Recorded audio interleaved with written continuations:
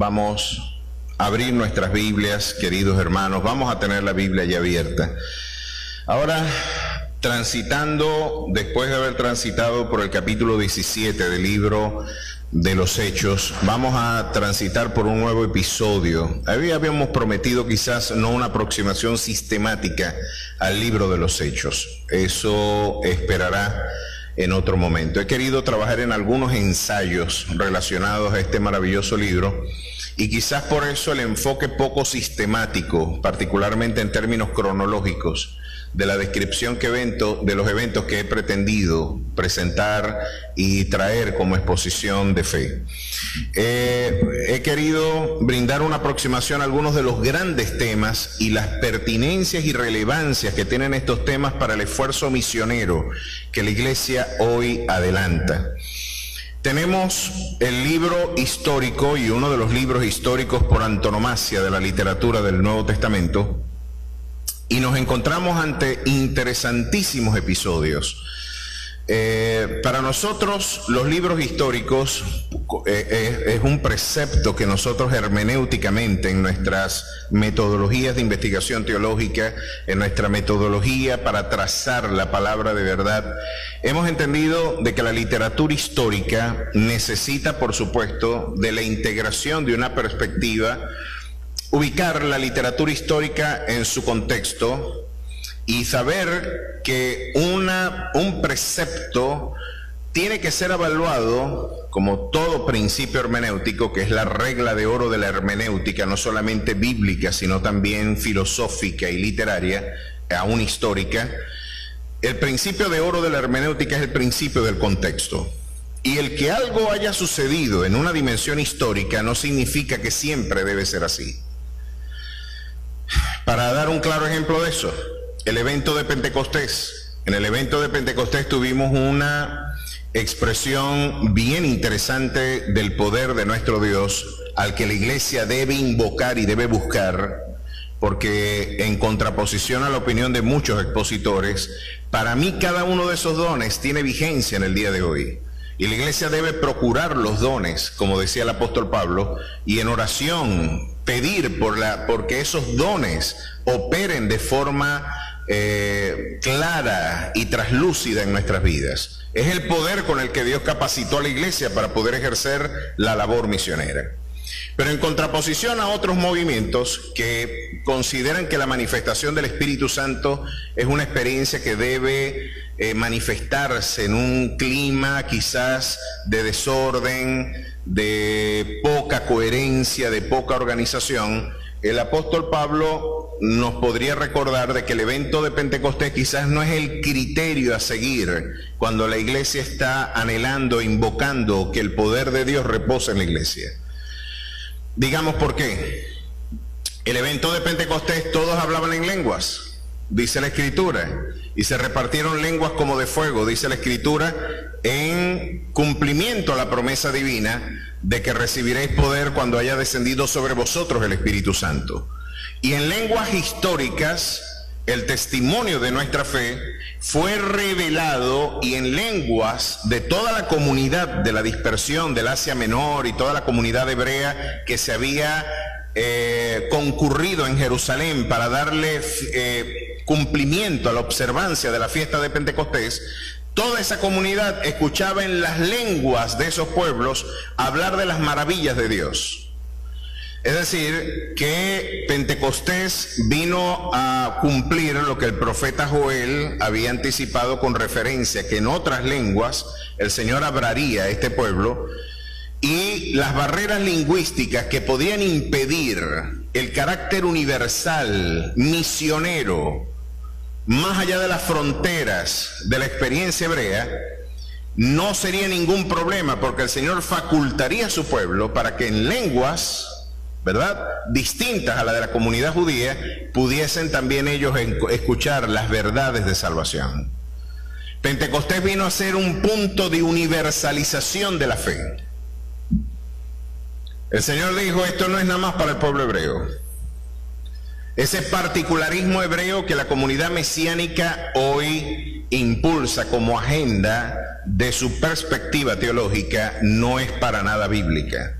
porque podemos ver que por el contrario, el Espíritu Santo, lejos de querer recluir esta gloriosa verdad a la experiencia hebrea, la universalizó a través del don de lenguas y a través de la facultad de que las barreras lingüísticas no fueran un impedimento para la proclamación del Evangelio del Reino. Así que en lenguas paganas, el Espíritu Santo habló a pueblos paganos. No tenían ellos que aprender hebreo. El Dios de los judíos le habló a los paganos en sus propias lenguas. Ahora, cuando nosotros vemos que el derramamiento del Espíritu Santo opera, alguien pensaría, es que si no se estremece el edificio, si no se parten las bancas, si no hay vientos recios dentro del local, no está el Espíritu Santo. Esa sería la interpretación, porque históricamente alguien diría, eso fue lo que pasó en Pentecostés. Llegó como un viento recio. ¿Y será que tiene que haber un huracán dentro del recinto para que haya una manifestación del Espíritu? Esto llevó a que muchos de nuestros hermanos interpretaran de que si no había una banca rota en el templo es porque el Señor no se había manifestado. Pero el apóstol Pablo nos viene a enseñar algo bien interesante y nos dice algo así en 1 Corintios 14, verso 23. Si pues toda la iglesia se reúne en un solo lugar y todos hablan en lenguas y entran indoctos o incrédulos, ¿no dirán que estáis locos? Eso fue lo que dijeron en Pentecostés, llegaron a pensar que estaban ebrios. Ahora, se están dando cuenta que la literatura histórica necesita del complemento, en este caso de la aproximación preceptiva del todo el consejo divino para su justa interpretación. Tenemos que ubicar la experiencia histórica de la iglesia en su contexto preceptivo y normativo. La experiencia de la iglesia tiene que ser evaluada por la dimensión preceptiva y normativa de la fe. Tenemos aquí al Espíritu Santo manifestando dones, pero luego organiza cómo se tiene que administrar este asunto en la iglesia. Yo, como me crié, y miren, yo amo con todo mi corazón a la iglesia pentecostal, de ahí yo vengo, con todo mi corazón, son mis amados hermanos. Como amo a la iglesia bautista, como amo a la iglesia presbiteriana, como amo a la iglesia metodista, como amo a cada iglesia donde el nombre de mi Señor es proclamado, yo los veo como mi familia también. Y de alguna manera me crié en medio de una experiencia en donde se nos decía, hablen todos en lengua, hablen todos en lengua, hablen todos en lengua, hablen todos, suelta la lengua, suelta la lengua, suelta la lengua, suelta la lengua, y decir unas cuestiones. Suelta la lengua. Y yo decía, pero ya va, ¿esto es un evento natural o es un evento sobrenatural? Porque si yo tengo que soltar la lengua, eso no es soltar la lengua, es de que bajo la unción de su Santo Espíritu yo pueda darle expresión a una virtud o carisma espiritual, un don del Espíritu. Esto no viene de mí, esto no es un esfuerzo natural, esto no es un evento de poner la mente en blanco y que no, esto será una expresión sin duda sobrenatural de la presencia del Espíritu Santo, pero yo no puedo forjar lo que algunos ministros de adoración llaman crear un clima espiritual. Se inventan cada palabra, vamos a crear un clima, y dicen cosas como estas: tocame un piano profético ahí. Piano profético, ¿cuáles serán esos acordes? Los acordes proféticos que David habrá dejado encriptados en algún documento. Tócame un piano profético. ¿Qué es un piano profético? Debe parecerse a la experiencia de un amigo mío. El folclore evangélico es muy, hermanos, nosotros tenemos para hacer una revista de chistes increíble con todo lo que la experiencia evangélica nos ha dejado. Pero una vez estaba un hermano tocando, estaban componiendo una canción en la iglesia.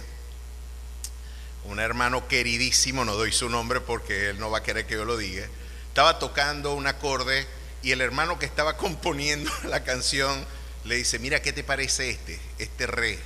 ¿Y qué te parece este fa por acá? Y le dijo, y mira este acordito, suena bien bonito. No, no toques ese acorde, que ese acorde es mundano. Un acorde mundano.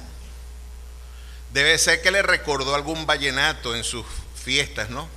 Dijo, ahí sonó como Diomedes.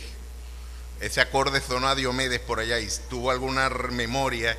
Pero se dan cuenta de nuestra ingenuidad teológica. No hay acordes mundanos. Eso de Jehová es la tierra y su plenitud, el mundo y los que en él habitan. A su nombre sea la gloria. Tenemos una perspectiva muy distinta. Lo cierto y lo interesante es que tendríamos nosotros que preguntarnos cuál es la forma en la que se organiza entonces la manifestación del Espíritu. El apóstol Pablo lo dice. No es que suelten todos la lengua, no es que todos hagan bulla y ruidos ininteligibles, porque miren lo que dice la Escritura: si pues toda la iglesia se reúne en un solo lugar y todos hablan en lenguas y entran indoctos o incrédulos, ¿no dirán que estáis locos? Yo les voy a hacer aquí una encuesta para que ustedes vean. Uno de los reproches que esta iglesia tiene es que no tiene la unción del Espíritu. Y si usted pregunta por algunos de los detractores que yo tengo, que no son pocos, verdugo no pide clemencia tampoco, porque yo también he tenido la espada desenvainada cuando se trata de la defensa del Evangelio. Pero yo no tengo nada personal con nadie. Son temas estrictamente doctrinales y teológicos lo que hemos debatido. Más allá de la descalificación personal a alguien, nunca. Pero sí el contrastar que se esté desviando la fe de muchos. Eso es un deber, es un imperativo de la iglesia hacerlo. Pero si usted escucha, algunos de los que puede decir, van a decir, no, él ha estudiado mucho, él sabe mucho, pero no tiene unción. Para lo único que él puede servir es para dar conferencias, para más nada, pero no tiene unción. Y ustedes van a poder escuchar eso en muchos lugares. Ahora, en esta iglesia vamos a hacer un culto solamente de las personas a las que Dios ha sanado. Vamos a hacer un reencuentro solamente, y pónganse de pie a las personas que el Señor las ha sanado acá en la iglesia. A ver, pónganse de pie y que el Señor les muestre y dar un testimonio de las cosas que el Señor ha hecho. Bueno, ¿cuántos pueden dar gloria y alabanza a nuestro Señor? Amén. Damos la gloria al Señor. No se la puede dar usted a un predicador, a un evangelista, a un expositor, porque la virtud sanadora no es del ministro. Es el equivalente a que usted le dé la gloria a un alicate oxidado porque empataron dos cables y dijo, qué buen alicate, chico, que pegó la luz. Vamos a darle el crédito al destornillador oxidado y doblado que usé y al alicate. Qué buen alicate que hizo, nos trajo la luz de nuevo. No, fue el electricista, campeón, que utiliza de vez en cuando destornilladores doblados y oxidados y herramientas indignas para propósitos muy sublimes. La gloria, la excelencia, la honra, el imperio, el poder es para el que vive y reina por los siglos de los siglos. A su nombre sea la gloria. A Él solo sea la gloria. Es un acto de idolatría, de infancia espiritual, darle el crédito a un hombre por algún portento y prodigio que sucede en la iglesia. Y eso es lo que permite que a algunos se les dé algún tratamiento distinto al que debería tener. Ustedes ya saben el chiste que yo les he comentado, que mi querido pastor Gerardo de Ávila, por cierto, otro milagro más, que lo llamé en diciembre para saludar a mi querido pastor y maestro, para desearle felices fiestas, y la noticia que me decían era que estaban esperando que muriera. Imagínense, eso me cayó. Yo pasé navidades bastante difíciles, porque junto con mi familia, quizás mi madre y mi padre ha sido la persona que más bien me ha hecho en mi vida. Y pensar que se iba a morir el viejito y que me estaban diciendo, ya está de salida, envíen ofrendas si quieren para el funeral, ya está de salida, lo atropelló, el carro se desbarató, no sabemos cómo, pero pareciera que le hubiera caído un edificio encima al carro, tuvo fractura de tórax y un accidente cerebrovascular hemorrágico, tuvo un derrame cerebral. Ya está de salida, no habla, está en cuidados intensivos. Para nuestra sorpresa, a él también le han reprochado que no es un hombre de unción, que Dios no lo usa en esa área. El hombre está vivo, se levantó, habló, está más lúcido que antes del accidente. Y ahorita ya está solamente esperando que le den de alta en el hospital y la enfermera dice, este está mejor que nosotros, ya despáchenlo. Porque para nuestro Dios no hay nada imposible. A su nombre sea la gloria. Nada es imposible para nuestro Dios. Ahora, que yo no esté empatado en esa agenda de histrionismo. ¿Dónde dice la Biblia que yo tengo que tumbar a alguien para que haya una manifestación del Espíritu? Los invito a que me lo busquen. Que un tumbadito tiene el estatus del don de lengua. Que un tumbadito tiene el estatus del don de profecía. Que yo me quite el flu y empiece a tirar a la gente. Recibe. ¿Dónde está en la Biblia que esa es una respuesta espiritual? ¿Y cuál es la transformación? Yo no puedo negar que el Señor pueda tumbar a alguien al suelo. No lo puedo negar.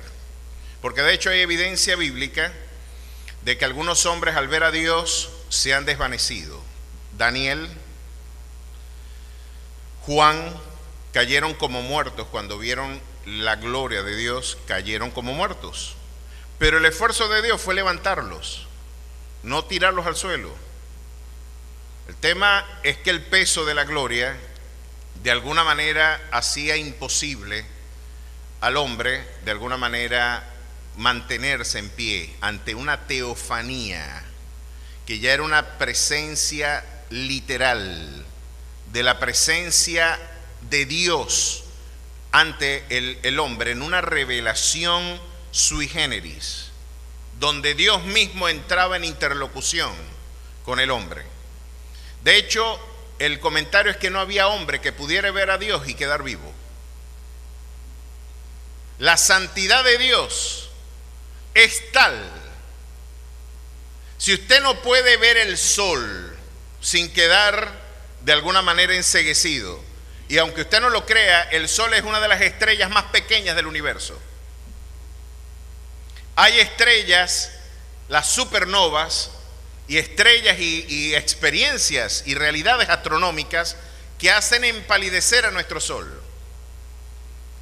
Si usted no lo puede ver, si usted no puede acercarse al sol, porque usted va a ser consumido, imagínense lo que le espera al que se encuentre cara a cara con el autor de ese sol.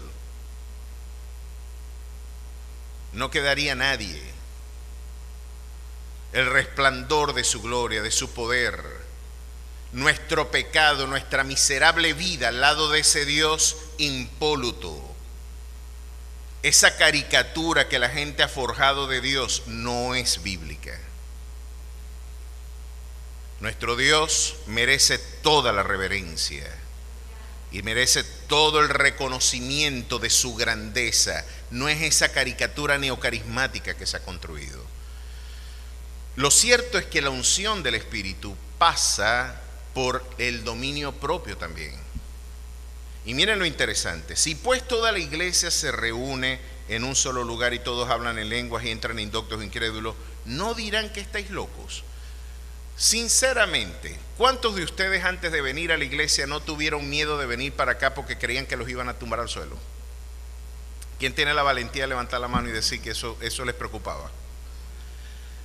Era una preocupación, ¿verdad? Algunos tienen temor hasta de levantar la mano, muchachos, pero me lo han dicho en el pasillo. No, usted no va a blasfemar al Espíritu Santo por decir la verdad. Lo cierto es que muchos decían, ¿y qué me espera si yo visito la iglesia? ¿Será que me espera? Yo estuve en una iglesia donde un muchacho lo tumbaron y tuvieron que llamar a la ambulancia porque se rompió la cabeza, cayó y el que lo iba a atajar no lo atajó. Ustedes saben que se pone atrás a alguien y después alguien que tiene un trapito arriba a la hermana. Bueno, está muy bien. Sin embargo, más allá de esa práctica, no encuentro un imperativo bíblico para yo convertirlo en norma litúrgica de la iglesia. No lo encuentro en ningún lugar. Esa es una teología de la experiencia, no una teología bíblica. Usted puede decir que fue una experiencia propia, usted puede decir que fue algo que usted vivió, usted puede decir, y eso todo está muy bien, pero está mal hacer de una experiencia un criterio de fe. Porque para los cristianos no es la experiencia de alguien el criterio de verdad o falsedad de una doctrina. Para un cristiano, lo que define si algo es verdadero es si está escrito en la palabra de Dios. Y allí la iglesia ha sido poco disciplinada, y tendremos el mismo reproche que la iglesia de Roma, porque la iglesia de Roma también, además de la Biblia, se buscó otras fuentes documentales para articular su perspectiva de la fe. La tradición, el magisterio de la iglesia, la confesión ex cátedra del Papa, y hoy nos encontramos con una iglesia que le dio a la voz de su pastor y a la voz de sus tradiciones el mismo estatus de la palabra de Dios. ¿Es así o no es así? Ellos le dieron a la tradición patrística y al magisterio de la iglesia el mismo estatus que la revelación divina.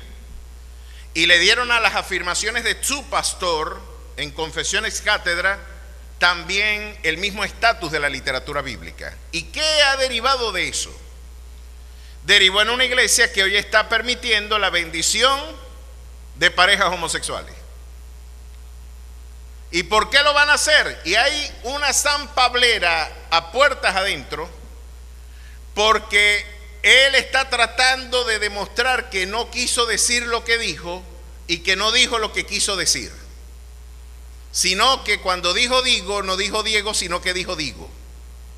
Y que no significa que estoy bendiciendo homosexuales, es que no los llamo perros, les pongo collar, les pongo una cadena y ladra, pero él no es un perro. ¿Cómo discriminar entre la invocación de la bendición de una pareja homosexual y decir que eso no tiene un estatus litúrgico? ¿Sabe por qué están metidos en esos enredos? Porque no han leído o no han querido escuchar y darle el lugar que la palabra del Señor tiene en la iglesia. El Señor de este lugar tiene su Señor y tiene su palabra. Y ese Señor dejó por escrito su palabra. Y dijo, los que se echan con varones y los afeminados no tendrán parte en el reino de los cielos. ¿Cómo tú quieres que yo invoque bendición sobre un acto de rebelión y de desobediencia?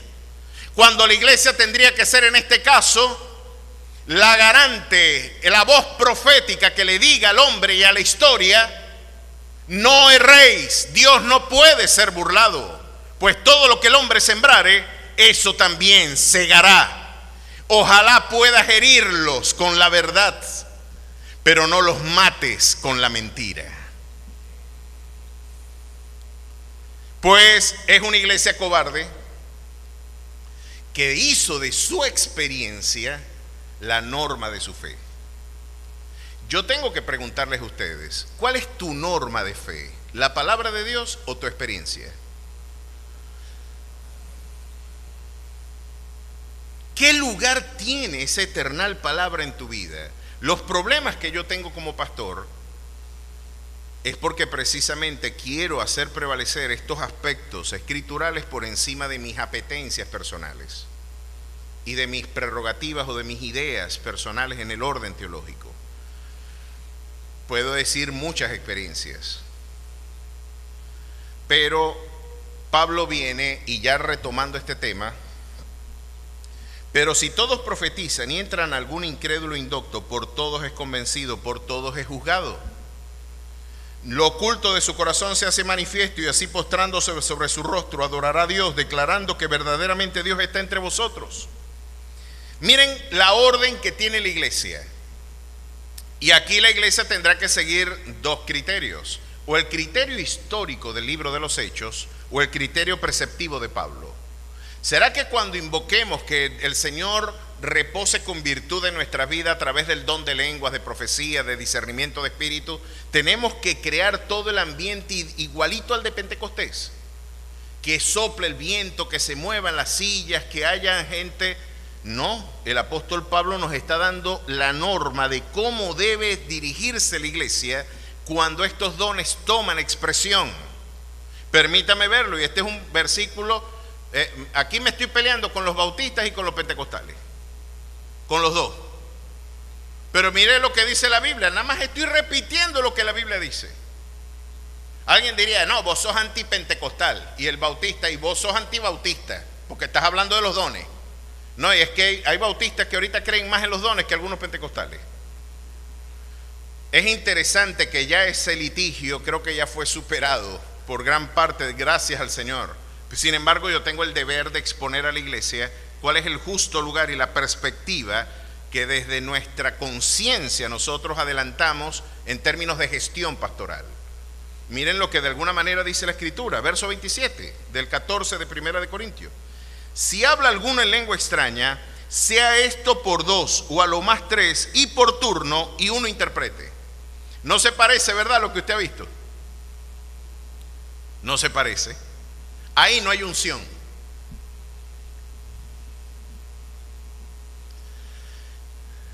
Tenga cuidado, porque ahí sí puede estar blasfemando al Espíritu, porque eso sí lo explicó y lo escribió el Espíritu Santo. Tenga cuidado de no querer usted imponer sus agendas al Dios de la iglesia. Tengamos cuidado de que sea nuestra experiencia y nuestras emociones las que se quieran anteponer al precepto divino. Porque hasta donde yo entiendo, esta palabra fue inspirada por Dios. Así que el mismo Espíritu Santo, que puede obrar con poder, señales y prodigios, también está demandando organización y orden en el culto. Un amén solitario el de mi querido hermano. Pero no importa, no hace falta que digamos amén, lo dice el Señor. A su nombre sea la gloria. Eso es todo. Miren esto. Si habla alguna lengua extraña, sea esto por 2 o a lo más 3 y por turno, y uno interprete. Y si no hay intérprete, peor todavía para los que tienen esta escuela. Y si habla alguna lengua extraña, sea esto ok. Y si no hay intérprete, calle en la iglesia y hable para sí mismo y para Dios. Asimismo, los profetas hablen 2 o 3 y los demás juzguen. Debemos juzgar lo que se diga de parte de Dios. Hay gente que se molesta porque uno dice, eso no fue de Dios. Bueno, yo tengo tantos chistes de eso. Tenemos chistes comiquísimos. El tema del tipo que le llegó una muchacha en un congreso y le dijo, tengo que hablar contigo. El Señor me mostró que tú vas a ser mi esposa. Caramba, el Señor me mostró, y usted sabe, si Dios habla, calle el hombre. Está el hombre, muchacho, envalentonado, y dijo, el Señor te ordenó a que te casaras conmigo. Le dijo, sí, palabra de Dios, te alabamos, Señor. Parece que tenés que decir amén. No, la iglesia, la palabra de Dios dice que debemos juzgar. Estas son las prerrogativas.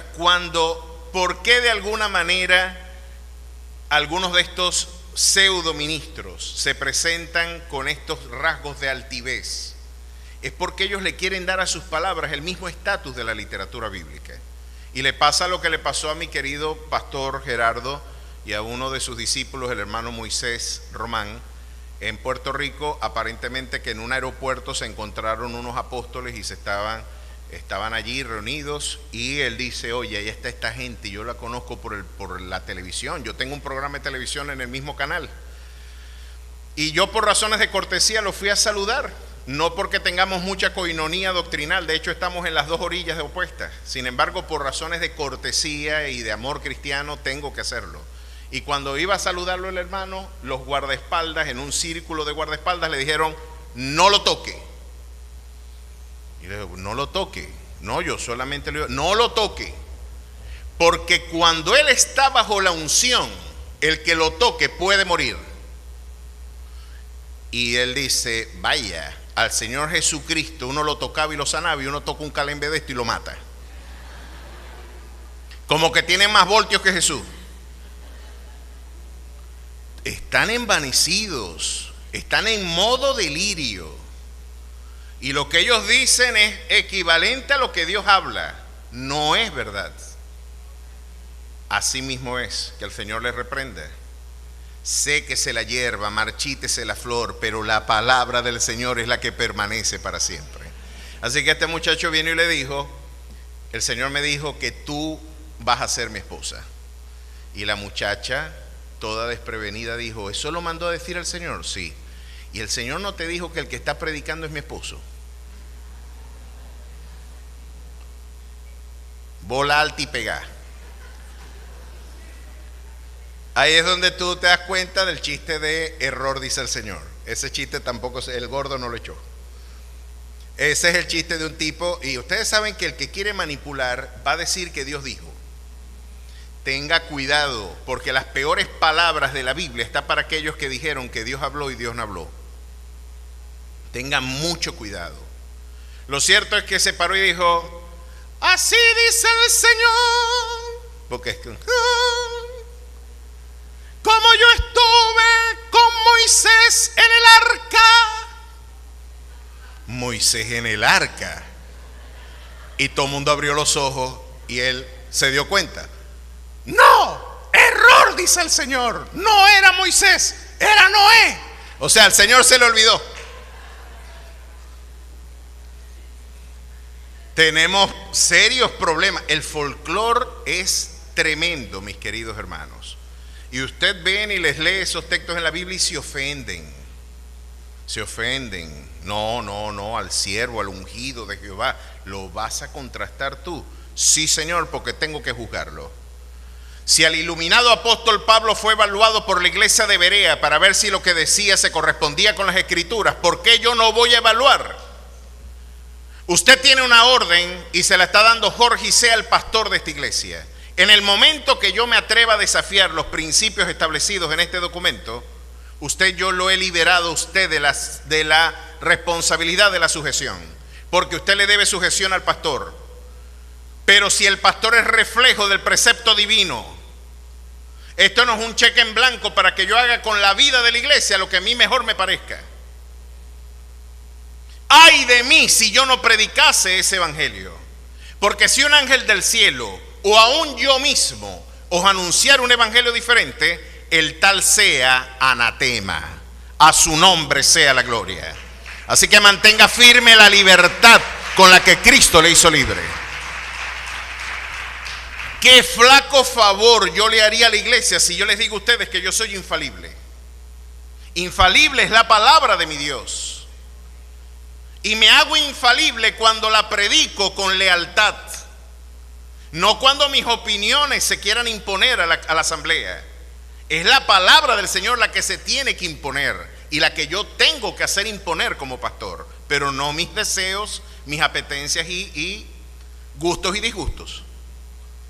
Pueden ver la diferencia. Ojalá que cuando dije digo no digan que dije Diego, porque se debe sujeción a las autoridades. Pero más allá, está muy mal cuando un ministro dice, sobre la sabana mi caballo, sobre mi caballo yo, y sobre yo mi sombrero. Eso está mal.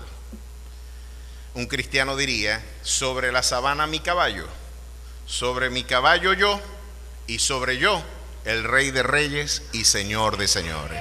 No mi sombrero. ¿Puede ver la diferencia?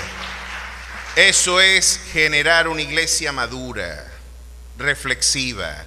Usted debe juzgar por espiritual que aquí algo suceda, debe evaluarlo. ¿Y cómo lo va a evaluar? Desde sus experiencias. Ahora volvemos al criterio, desde la palabra de Dios. Tiene que bautizarse en ella y usted sin duda desarrollará discernimiento. Pero continuemos porque curiosamente era un tema tangencial y miren, ya llevo más de media hora hablando de esto. Asimismo los profetas hablen 2 o 3 y los demás juzguen.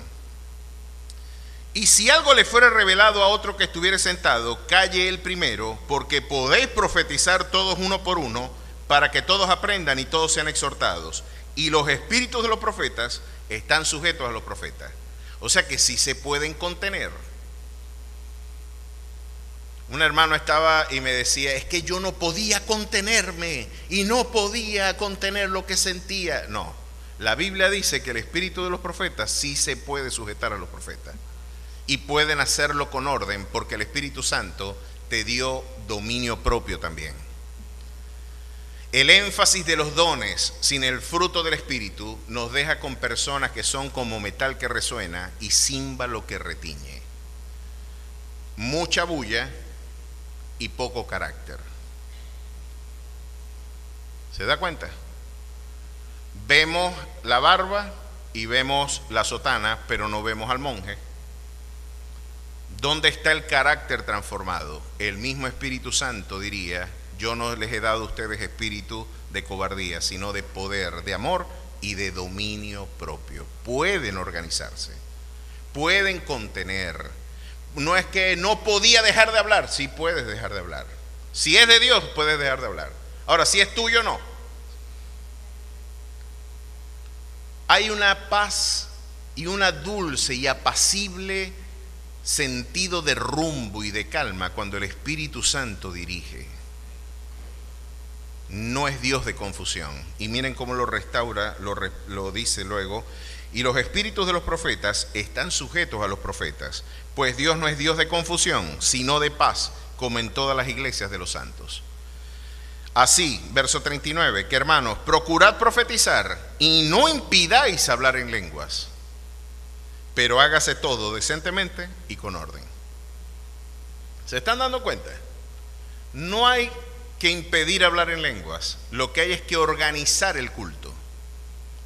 Y ya vieron cómo se organiza, ya vieron cómo se estructura un culto. No se puede hacer desordenadamente y pensar que el desorden criollo lo debemos llamar unción. Ya eso es otro tema y ya será objeto de otra experiencia y de otra reflexión. Pero eso lo dice el Espíritu Santo, no lo digo yo. Eso, si usted tiene algún problema, va a tener que quejarse con la gerencia, porque yo lo que estoy es repitiendo lo que el gerente mandó a decir. Hágase todo decentemente y con orden. Y si hay quienes hablen en lenguas, hablen 2 o 3 y por turno. Y si no hay quien interprete, calle en la congregación y hable para sí mismo. Y si alguien profetiza, también lo pueden hacer en orden, porque el espíritu de los profetas está sujeto a los profetas. Así que la literatura histórica de los hechos demandó la dimensión preceptiva del epistolario paulino. Y en la integración de estas dos dimensiones podemos tener una perspectiva integral del consejo divino. Podemos ver incluso errores de experiencias apostólicas como la de Pablo y su desencuentro con Bernabé. Pero ahora tenemos un episodio más y vamos a pasar esta página porque ahora tenemos otro temazo. Y ahora nos encontramos que el libro de los Hechos, ya entendiendo que es un documento de evidencias históricas, de experiencias apostólicas, pues nos va a dejar mucha luz de lo que nosotros también debemos hacer en nuestra actividad misionera. Y pudimos ver a un apóstol Pablo con una versatilidad misionera formidable. Un sujeto predicando en el Areópago de Atenas, la misma capacidad de hablar en la sinagoga con los judíos la tenía Pablo para hablar en el Areópago de Atenas. ¿Por qué yo llamo a esto versatilidad misionera? Porque los que pueden hablar en un kinder, muchas veces no pueden hablar en una universidad. El que le habla a los niños a veces no está preparado para hablarle a un académico. El que le habló al gremio de los ingenieros quizás no es el mismo que le hablará al gremio de los poetas. El que le habló al gremio artístico quizás tendrá dificultades para luego comunicarse con el gremio deportivo. Pero lo interesante es que Pablo estaba hablándole a los judíos y a los griegos,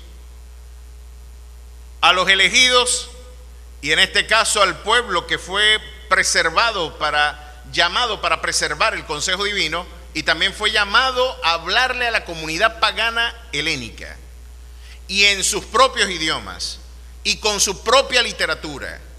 El apóstol Pablo tuvo la versatilidad de poder hablar en cada uno de esos nichos misioneros en su propio contexto y vocabulario. Impresionante. Tenía la particularidad, y este es un texto que merece luego una exposición posterior, se hacía a los griegos griegos y a los judíos judíos. Y él decía sin ser ninguna de las dos cosas.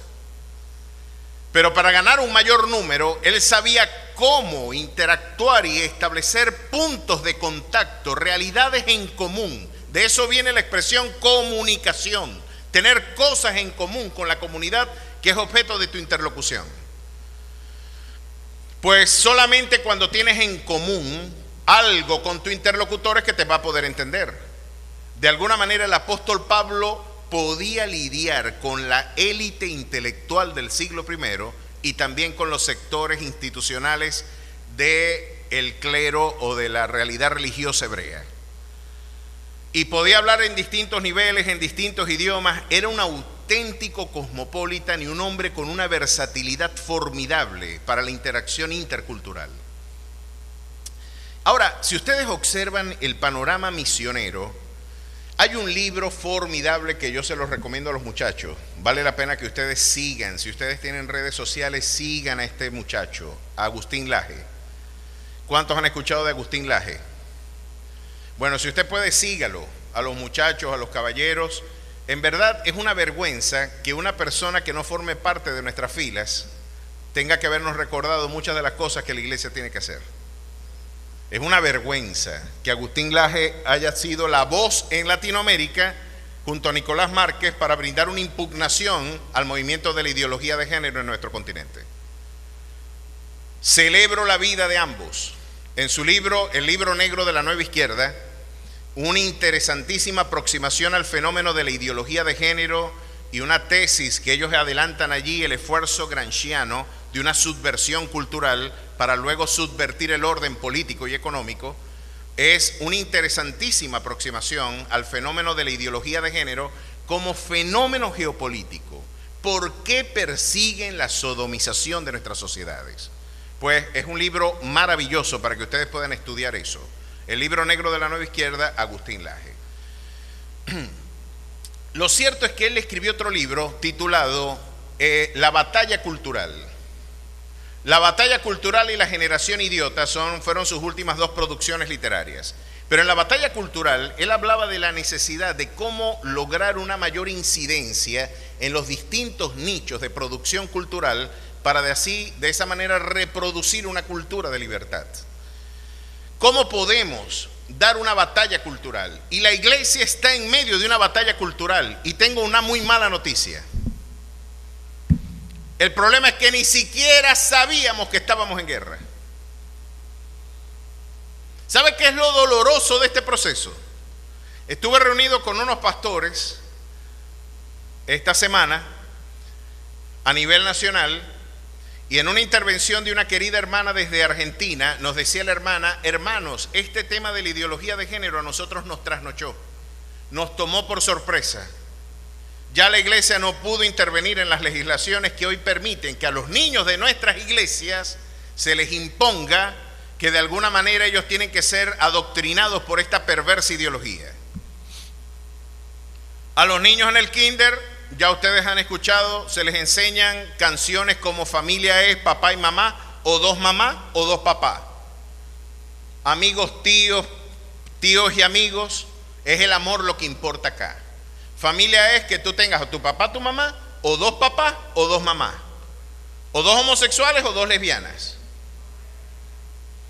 Excelente, amén. Claro que sí. Ahora ella nos decía, esto nos trasnochó a nosotros, nos tomó de sorpresa en la Argentina. No pudimos hacer nada, ya cuando teníamos eran las legislaciones montadas encima nuestro. Y hermanos, ¿qué está sucediendo con este programa que yo en el 2019, cuando les hablaba a ustedes de eso, yo creo que lo fastidié? Yo venía estudiando este tema desde el 2017. Lo estuvimos incubando y lo veníamos reflexionando junto con otros temas que eran objeto también de coincidencia y de interés.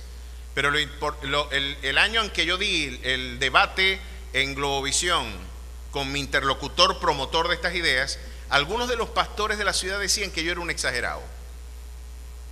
No, ya esto, ¿cómo tú vas a creer que esto va a pasar? Aquí esto no, chico, esto es una locura, vos te volviste loco, está ahí conspiranoico. Te volviste, bueno, yo creo que me quedé corto. Estamos fastidiados de ver en cada nicho de los medios de comunicación y en cada espacio de Netflix y en cada uno de los espacios de las redes sociales, cómo se nos están incorporando estas ideas, cómo se está normalizando la sodomía y cómo de alguna forma se legisla para orientar que este tipo de prácticas se constituyan en norma y criterio político. Lo interesante es que en nuestras narices esto todo está sucediendo, y lo interesante es que ahorita tenemos baños donde los hombres pueden meterse. Un hombre que se autopercibe mujer puede entrar a un bañador donde hay niñas de 10, 11 y 12 años cambiándose y bañándose. ¿Usted sabía eso? Que hay leyes que amparan y permiten que un caballero, un hombre que diga, un violador, no, yo no soy hombre, yo me autopercibo mujer y yo puedo entrar ahí. Un baño mixto. Es más, los baños tienen que ser mixtos, porque es una forma de discriminación que usted diga aquí que es hombre, y si yo no me autopercibo hombre. Lo cierto es que esos baños ya existen, y lo cierto es que ya han sucedido agresiones sexuales en esos baños. Y ya tenemos a personas judicializadas en distintos lugares del mundo porque padres coherentes dicen, yo no voy a dejar que este tipo con barba se meta en el baño con mi niña después que hace natación. Estamos ante la muerte de la razón. Y la hermana nos decía en esa reunión de pastores, a nosotros esto nos tomó y tuvimos que batallar después que se implementó en nuestro país. Pues yo creo que ya también nos trasnochó en Venezuela. A pesar de que se advirtió, nos trasnochó. Ya yo creo que va a ser inevitable, porque de hecho si alguien quiere tener el respaldo internacional, necesita políticamente instrumentalizar esa visión de la cultura. El tema de la ideología de género para nuestros políticos es un tema angustiante, porque así ellos no crean en eso, van a tener que implementarlo, porque los que garantizan el poder internacional, los que desde la agenda globalista y desde el metacapitalismo internacional adelantan estos esfuerzos, es una agenda imperativa para todo el continente. Lo cierto es que estamos en una batalla. Estamos en una batalla y el Pablo nos estaba enseñando cómo incidir en esa batalla. Hemos explorado y afirmamos que cuando exploramos nuestra cultura, ¿hasta qué punto la iglesia puede afectar a Venezuela? Vamos a hacernos esa pregunta. Usted se ha preguntado, ¿será que lo que decimos aquí solamente afecta a estas paredes? ¿Hasta qué punto el esfuerzo que adelantamos de proclamación del Evangelio no puede tener una incidencia social? Y permítame la palabra, hasta aún política. ¿Qué fue lo que pasó en el siglo IV de nuestra era cuando Constantino subvierte el orden del mundo pagano? Cuando en el triunfo de la batalla del puente de Milvio se decreta el edicto de Milán y Constantino subvierte el hecho y dice, ahora los cristianos son religión oficial del Estado, tienen a disposición el ejército, las carreteras y toda la anuencia del Estado para adelantar un esfuerzo de proclamación. Según algunos historiadores, ahí empezó la decadencia de la iglesia, cuando la iglesia y el Estado se matrimoniaron.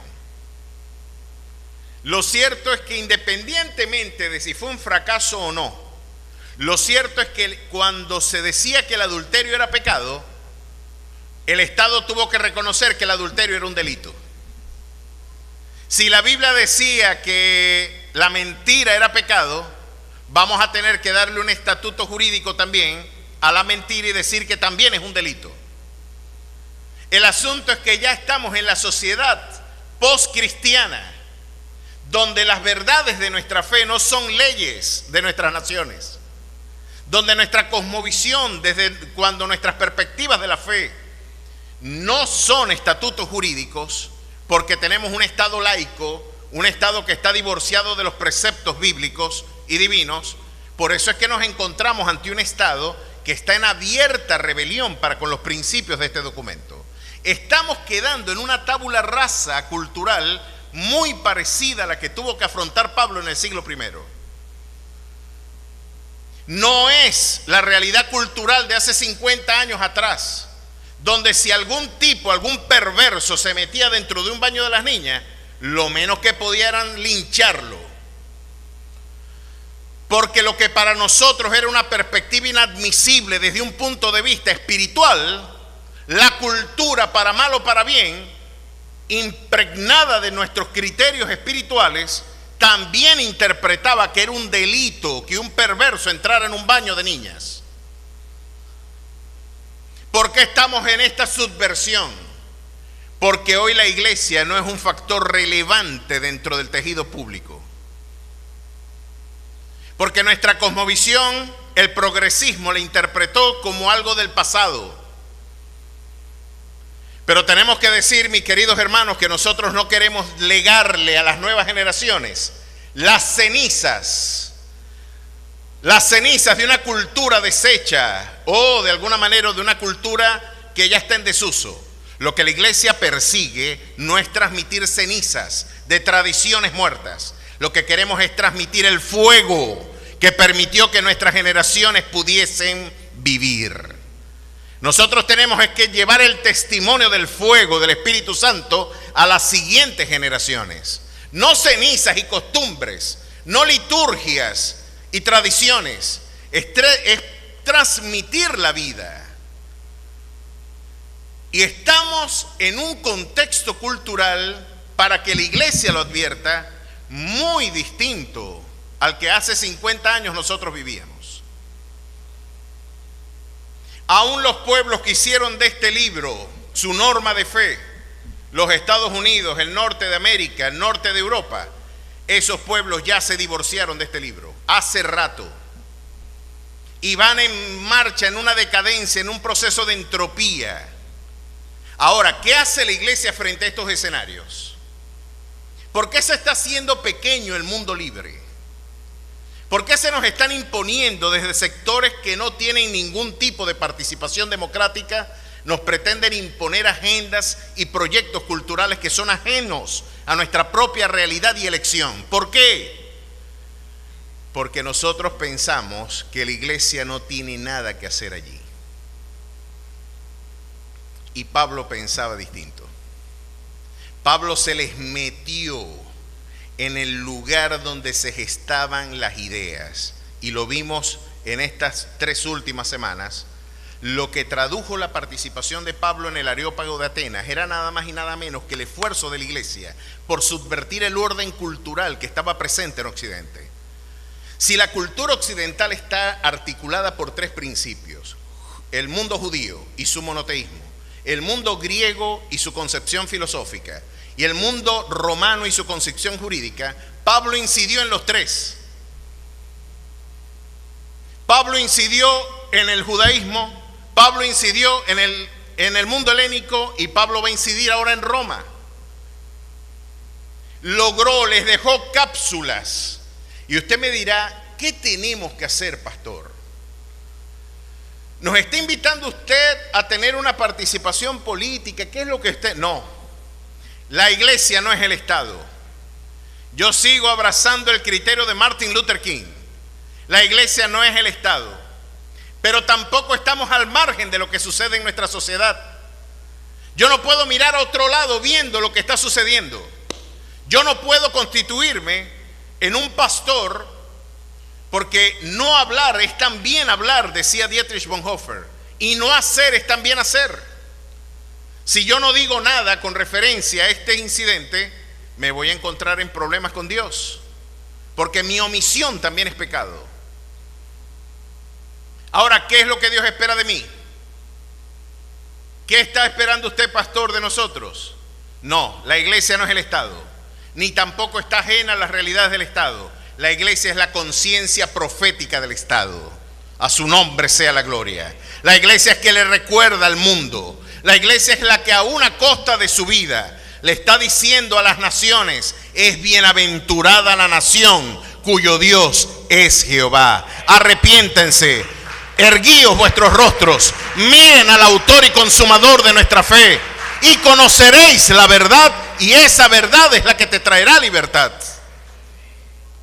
Si esa verdad resplandece en tu experiencia social y política, si tú permites que este evangelio corra como ríos en nuestras calles, la labor de la iglesia es de proclamación. Pablo no fue por el puesto de Dionisio el Areopagita, se lo ganó para Cristo. Pablo decía, yo no me puedo quedar en esta universidad, pero se va a quedar un hombre con la fe que va a afectar a todo el resto de la cultura helénica.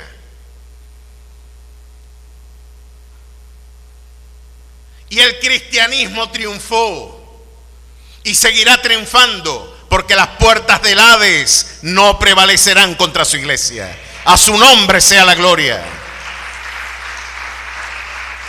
Y Dionisio el Areopagita, Pablo dijo, yo no me puedo quedar como rector de esta universidad y puedo seguir dando algunas batallas más, pero mejor yo te entreno. Mi labor como iglesia es seguir testificando. Oye, qué bueno sería tener líderes, porque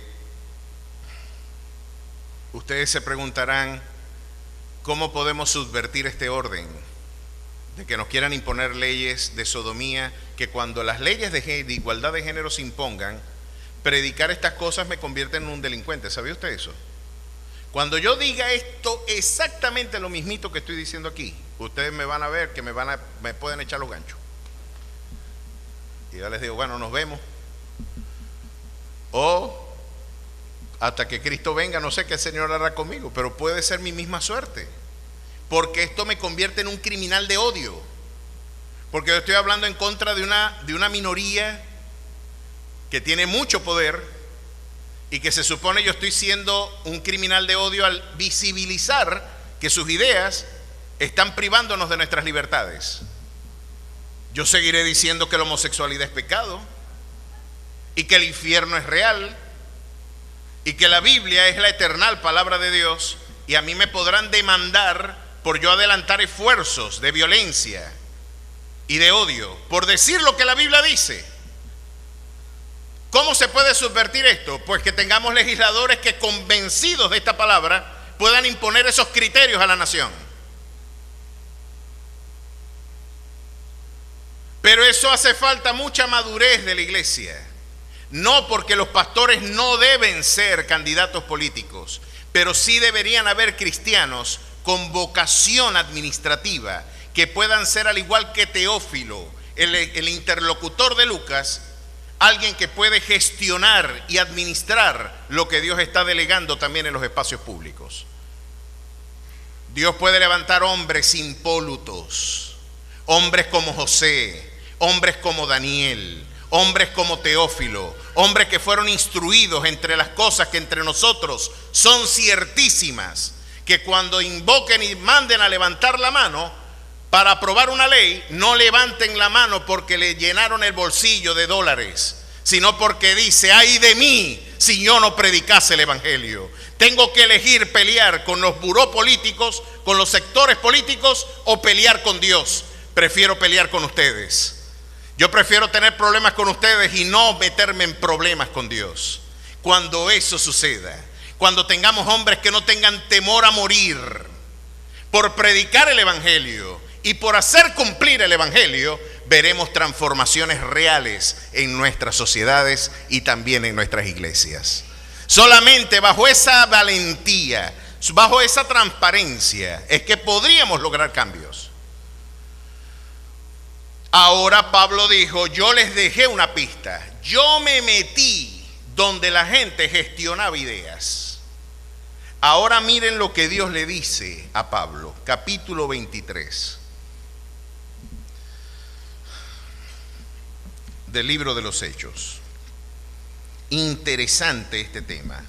En el verso 11 dice, a la noche siguiente, 23 del 11, se le presentó el Señor y le dijo, ten ánimo, Pablo, pues como has testificado de mí en Jerusalén, así es necesario que testifiques también en Roma. Ya el Señor nos dio una pista. De Jerusalén a Grecia, de Grecia a Jerusalén, y de Jerusalén ahora a Roma. Los tres espacios que articularon la cultura de Occidente fueron el destino misionero del apóstol Pablo. Vas a incidir en las esferas religiosas, vas a incidir en las esferas culturales y vas a incidir en los sectores políticos. ¿Cómo te fue con los religiosos? Capítulo 23. Muy mal. Y mira lo que Pablo dice. Esta agenda es peligrosa. Es una agenda solamente para valientes. Es una agenda para los que están instruidos en el discernimiento del bien y del mal. No es para un político, un cristiano que dice yo voy a repetir los mismos vicios de los políticos de mi nación. No me des, poneme donde hay. No, estamos hablando de gente que con criterios de servicio, que como auténticos esclavos de Jesucristo, entienden su labor como un gesto de servicio para Dios. Inflexibles jueces que puedan imponer el derecho más allá del cohecho. Hombres que puedan hacer lo que Juan el Bautista dice acá. Acompáñenme un momentito a Lucas. Miren qué interesante sería un país, y estoy hablando en una hipótesis de lectura, qué interesante un país que le hagan caso a un predicador como este. Estaba Juan el Bautista, ustedes saben que era un tipo muy poco cortés a la hora de llamar a alguien para las actividades de la iglesia, tenía muy poco protocolo. Y Juan el Bautista parado en la puerta. Entren, generación de víboras. Culebra, vení acá, vamos para que escuches el sermón. Usted se imagina un predicador, yo parado ahí en la puerta diciéndole, hijos del diablo, vengan para acá, para la iglesia, para que escuchen lo que les espera. Se van a ir toditos para el infierno. La peor estrategia de marketing. Llamar generación de víboras a los que invitaste. Y con todo lo iban a escuchar porque era un hombre tan de Dios, era un hombre tan ungido, no le interesaba para nada la aceptación social. Él era un hombre que decía como el apóstol Pablo, si yo quisiera agradar a los hombres, dejaría de ser siervo de Jesucristo. Y con poco protocolo, aquí en Alfa y Omega más bien queremos darle café, galletas, no hayamos que hacer para que la gente se sienta bien. Pero Juan diría, chico, déjate de eso, ya vas a ver cómo se hace. Generación de víboras, vengan para acá. Y el muchacho lo vamos, no, chico, quédate por aquí sentado, no nos vas a echar a perder aquí el trabajo.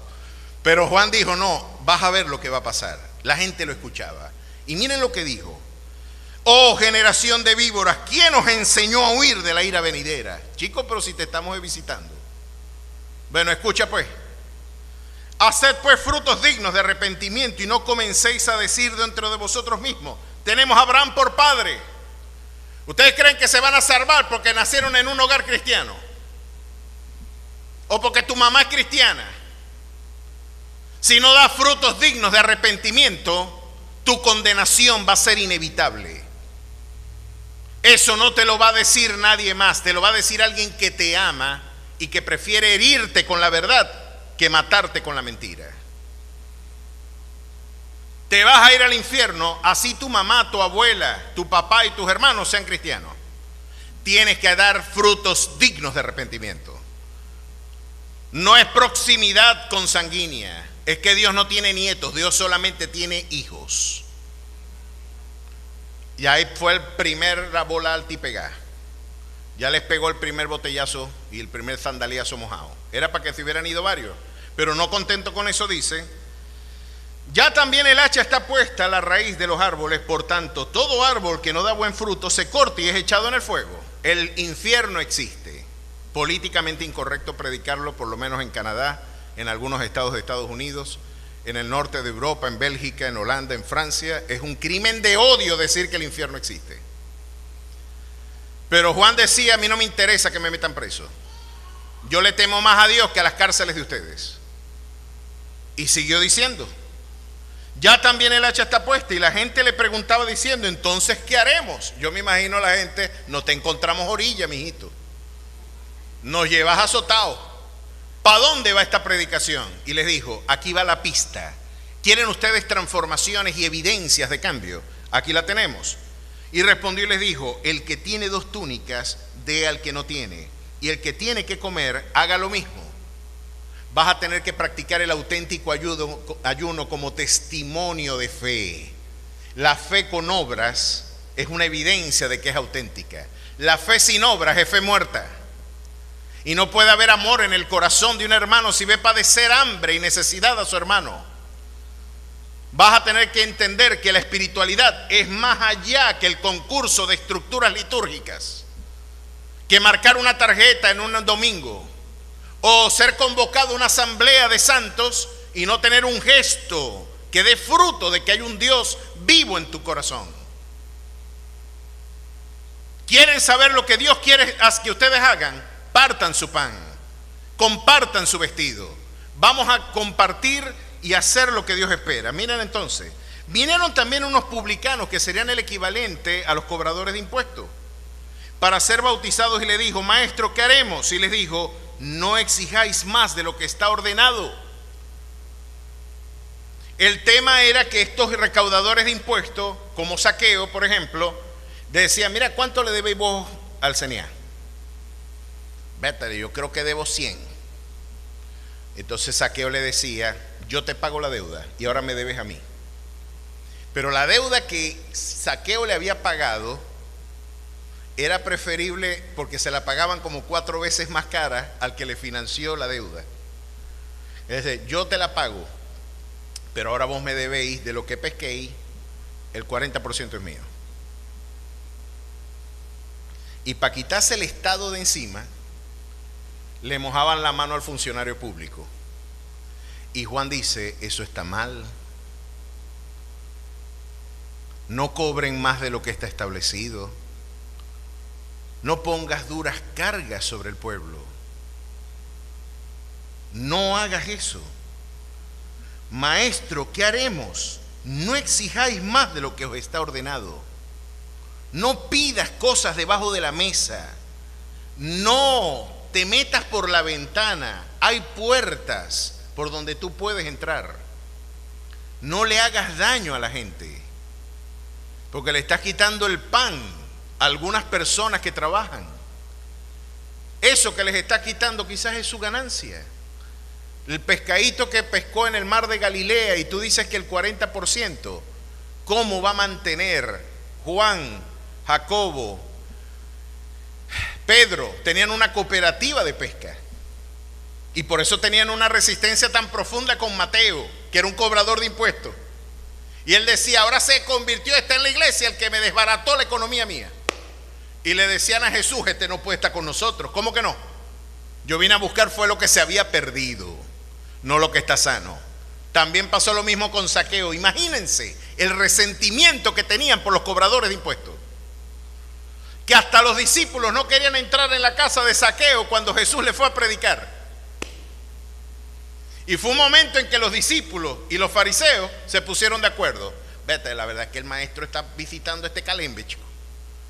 Si él supiera el daño que nos ha hecho, ¿cómo le va a predicar el evangelio? Porque este evangelio no es solamente para pobres, es para ricos, para negros, para blancos, para rojos, para amarillos. Y el Señor quiere abrazar universalmente a toda criatura, porque Dios no quiere la muerte del que muere. A su nombre sea la gloria. Pero hagan frutos dignos de arrepentimiento. Y también le preguntaron unos soldados diciendo: ¿y nosotros qué haremos? Y él les dijo: no hagáis extorsión a nadie, ni calumniéis, y contentaos con vuestro salario.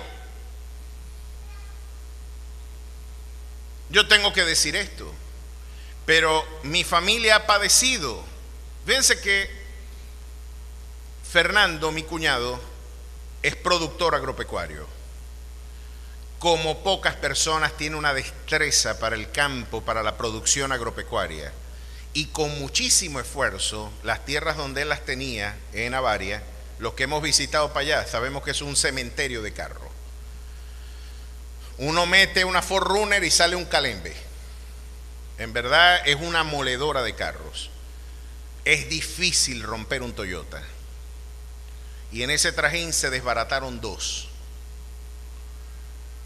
Cuando se llega con un pedazo de queso, que es lo poco que puedes traer después de desbaratar tu patrimonio, y un funcionario público te exige que le dejes 2 kilos, Mi familia tuvo que emigrar del país porque no podía sostener a su familia en esos términos. Y ese pecado está vigente en la presencia del Señor. ¿Ustedes creen que Dios estas cosas pasan por alto? Juan, por eso lo mataron. No lo mataron por cantar corritos pentecostales. A Juan ya podemos entender que esto tuvo que haber generado muchísimas incomodidades, pero solamente así la iglesia es iglesia. Columna y baluarte de la verdad. ¿Se dan cuenta?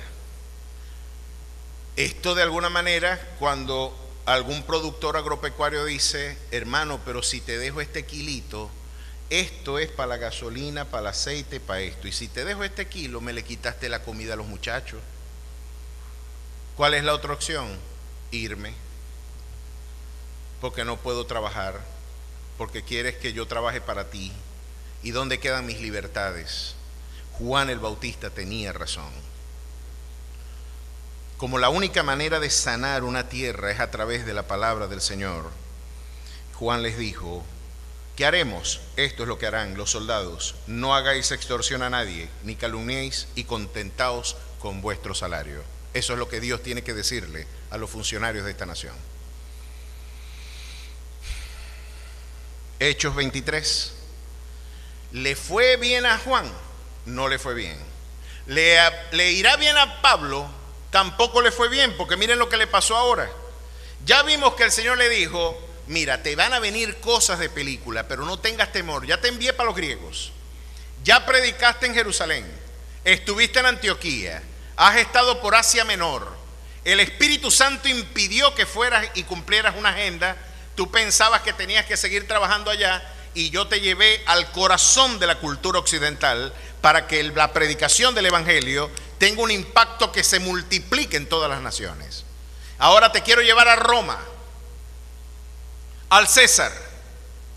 Ahora vas a tener que testificar de mí, porque este es el trabajo de la iglesia, no ser el Estado. El trabajo de un pastor en este caso, como le dijeron a Spurgeon cuando la reina Victoria le ofreció un cargo dentro de la corte. No, yo no puedo rebajar de categoría. Y ella le dijo, ¿y qué trabajo es mejor que trabajar con la reina? Pues yo le trabajo al Rey de Reyes y Señor de Señores. Yo soy embajador de ese reino. Y mi trabajo es predicar, y tengo órdenes de mi Señor de predicar y anunciarle hasta que Él venga. Y aquí estamos haciendo ese trabajo hasta que Él venga. Proclamar, decir, hablar, anunciar las virtudes de aquel. El trabajo de la iglesia es proclamar. Y usted en su trabajo, así no logre cambios, usted tiene que decir esto. El trabajo de usted ni siquiera es cambiar la institución, ni siquiera es cambiar una nación. El trabajo de usted es predicar esta palabra. Porque esta palabra convierte el alma. Esta palabra es viva y es eficaz. Y es más cortante que espada de doble filo. No es letra muerta, como algunos han dicho, con descrédito de ella. Pues necesitamos hombres como Juan y como Pablo, que ahora le digan a las autoridades religiosas, miren lo que les dijo.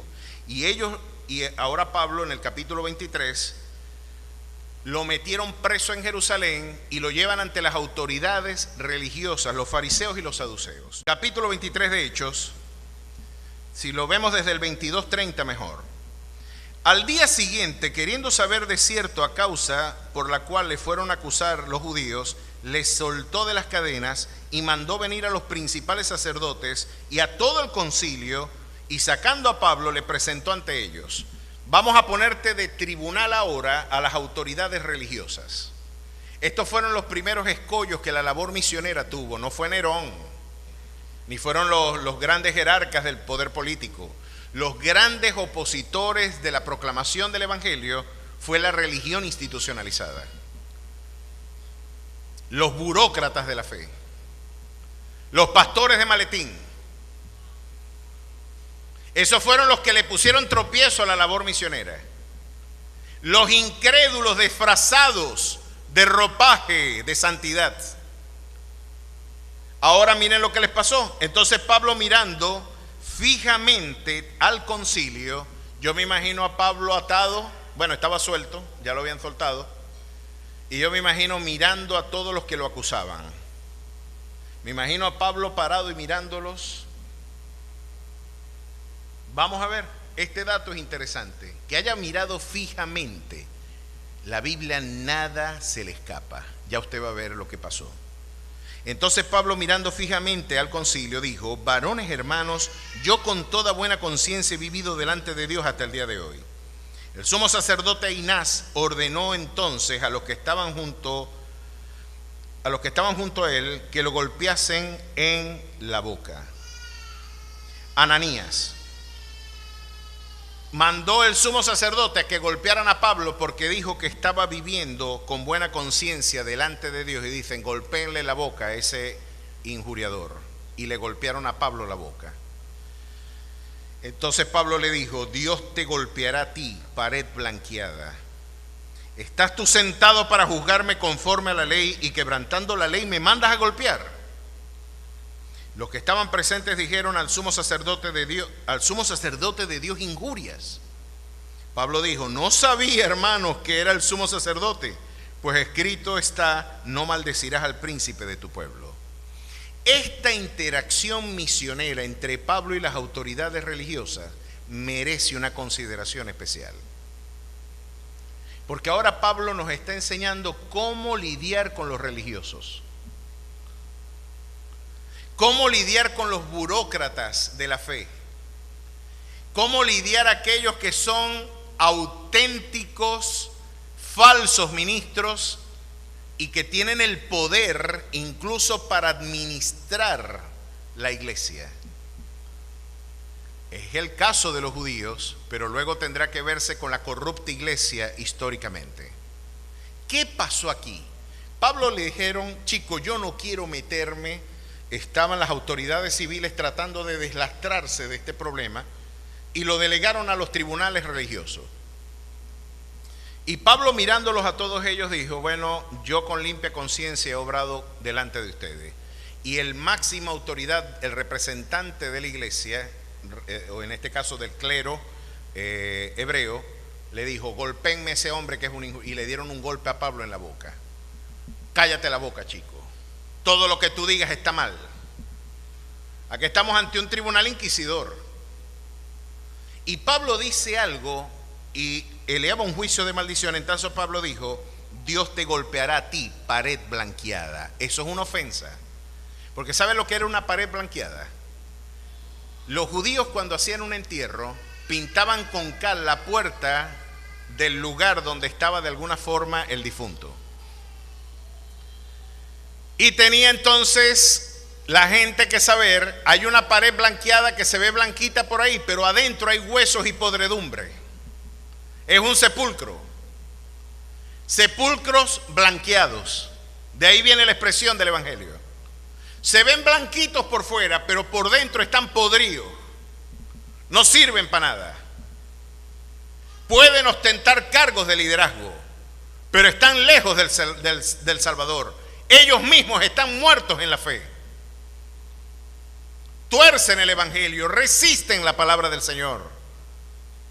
Son hombres corruptos de entendimiento, pero que están presentes en la iglesia.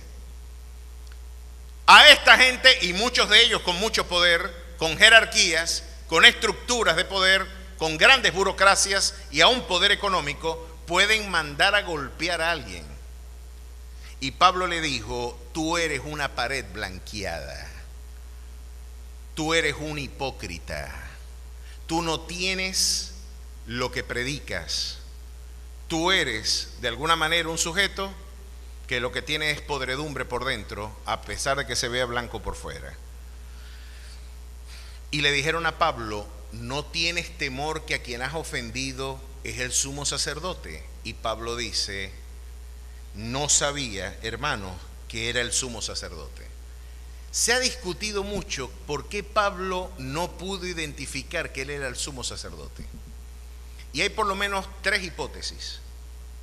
Una: Pablo llevaba mucho tiempo fuera de Jerusalén y no se había enterado del nombramiento de las nuevas autoridades religiosas.